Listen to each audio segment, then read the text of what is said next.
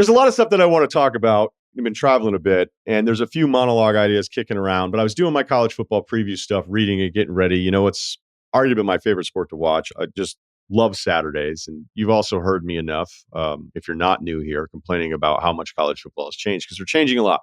We're changing a lot in sports, and we're making a lot of changes to a lot of sports in a very short amount of time. And with college football, there's no better example of like, what are we doing? And it's not because I'm old, and it's not because I'm just a preacher of tradition. It's just, I think sometimes we can get a little too far away from the things that matter. So let's get you caught up on all the different stuff that's been happening, because I know I need a bit of a primer, because every now and then I'll be like, oh, they're there now. That's what's happening. Who's on the schedule? How does that work? They're still around. All right. So let's recap some of this stuff. The Big Ten has 18 teams now. You knew this. That's the most teams in a single conference since the Southern Conference had 23 teams in the early 1930s. I don't know what media days were like then. You can imagine 1932, gangs there for some ham sandwiches and pickles. And they're like, this is the future of college football right here, the Southern. We've got 23 teams. Top that. The Pac-12 is the Pac-2. It's really a member guest of the Mountain West. Larry Scott should take a lot of the blame for this conference basically not existing.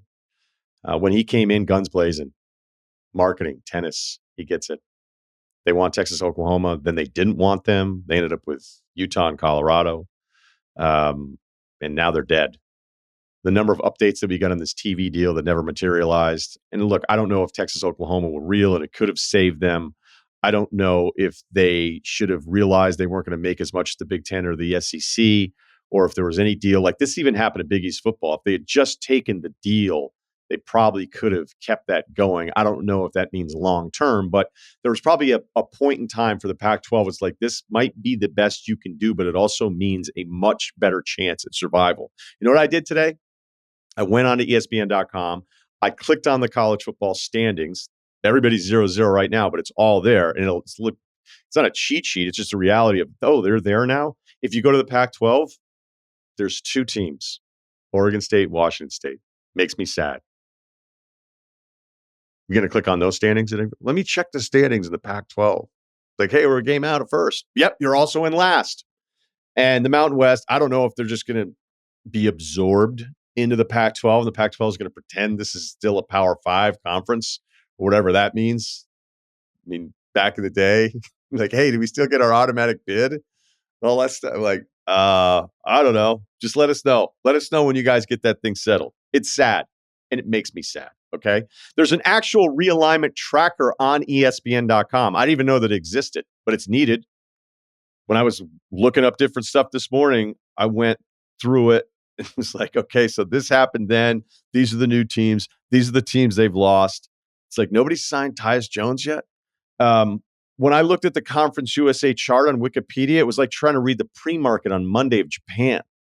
Like, there's a bunch of colors and there's some letters, but I can't understand. Like, I'm looking at it, but what does any of this mean?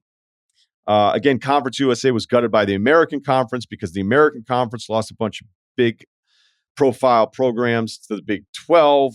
Conference USA had, 5 teams a couple years ago? Now they have Sam Houston State and Kennesaw State. So awesome. All right, so back to the Power 5/Power 4. The ACC has 17 teams because they're still worried about what's going to happen to them with Florida State and Clemson. So I guess they were like, Stanford and Cal are tough to get into. We'll add them too, and SMU, right? Because that makes a ton of sense. I don't know where you're going to be November 8th when Cal takes on Wake Forest, but I hope you're excited. I'm a little worried about NC State's back-to-back against Cal and Stanford as well. I'll tell you who's excited about Stanford, and that is the ACC Twitter account. When Katie Ledecky won gold again, the ACC Twitter account posted a picture of her celebrating her accomplishment with the hashtag Olympians made here, even if they weren't made there because Ledecky left Stanford in 2018. But this is not new. No one seems to care about the facts. I mean, Bama added 5 national championships because an SID had an afternoon. There was a Big Ten preview that I read that was a very favorable Big Ten preview, completely dismissing that half of the league sucked forever.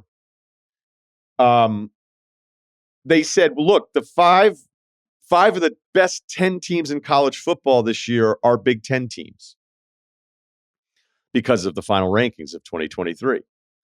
Yeah, kind of. But if all 5 of those teams had been in the same conference, do you think they all would have ended up going as far as they did and ending up in the top 10? Not really. But again, that's not that bad. It's not as egregious as Olympians made here. The Big 12, I remember reading Big 12 media notes, traveling to game day years ago, and I was trying to figure out this note. I don't know if it was Oklahoma State. Let's use them as an example. I'm not being critical of it, but I'll use it as an example. And when you're reading all these different team notes that sometimes can be put out by the teams, it said Oklahoma State has this many wins against active SEC schools. And I thought, that's a lot of wins. How would they even have played that many SEC schools in the last 10 years? That doesn't even make any sense. And Brad Edwards cracked the code. He goes, dude, they're counting wins against Missouri and A&M when they were in the Big 12 as now SEC wins. Well, that doesn't seem very honest. Again, I still think 17 is too old to be running some of these accounts. The Big 12 is really the winner, considering the challenges they were facing out of all of this, because the challenges for the Big 10 and SEC are not there the way they are for everybody else. And it's trickled down to poaching everybody else, going like, look, you guys can worry about it. But the Big 12, which was an endangered species, it would have been a better bet to think the Pac-12 were going to survive 10 years ago than the Big 12 would have. And even though the Big 12 hung on, and then they lose Texas and Oklahoma, people make the 10-team joke, and now they're at 16 teams. They've added other teams in the past. This year, they have both Arizona schools. Colorado's back. They've got Utah in there. They've got great basketball. They found a way to just kind of hang on to the whole thing, all right? And you may have forgotten this on the basketball note, that Cincinnati played in the Big 12 tournament's quarterfinal. Interesting tidbit there.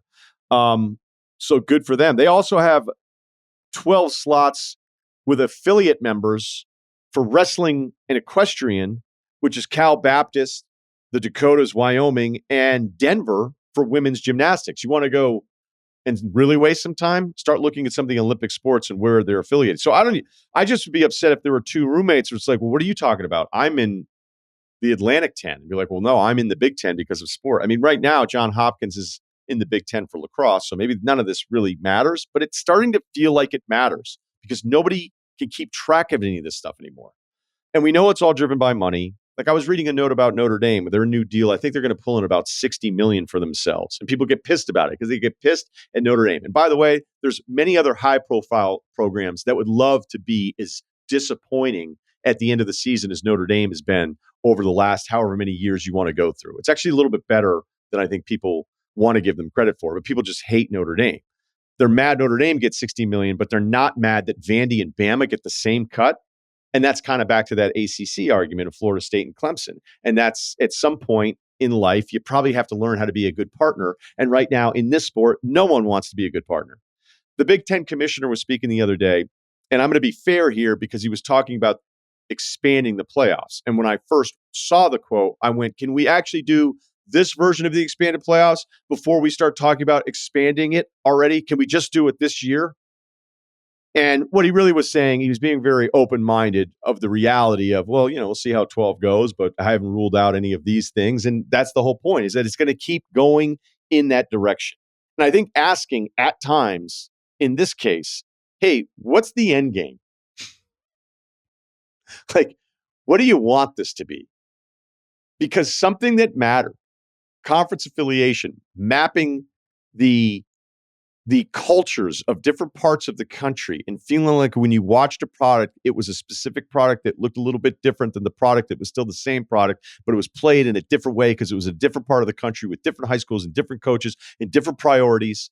All of those things that I could just see on Saturdays, none of it's going to matter anymore. And maybe it doesn't matter to you because I've heard the argument, this is the way that it's always been, right? Louisville's on their 6th conference. BYU's been in 4 conferences in 29 years. But here's a number, all right? Since Texas and Oklahoma announced 3 years ago they're going to go to the SEC, 33 FBS schools have changed conferences. That's fucking stupid. And that's the end of my argument.